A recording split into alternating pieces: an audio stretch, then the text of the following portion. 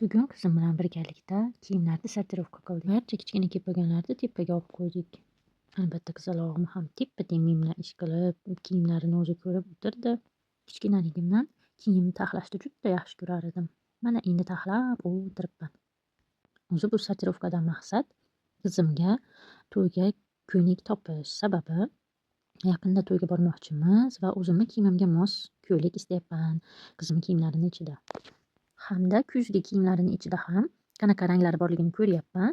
Chunki akasiga ham, o'zimga ham shunga moslab kiyim olaman. Sababi семейный mama dochka luklarni juda yaxshi ko'raman. O'zi aslida to'yga ham mama dochka kiyimimiz tayyor edi, lekin oxirgi momentda men o'zim kiyimimni almashtirishga qaror qildim. Shuning uchun qizimnikini ham boshqa qilishga to'g'ri kelyapti.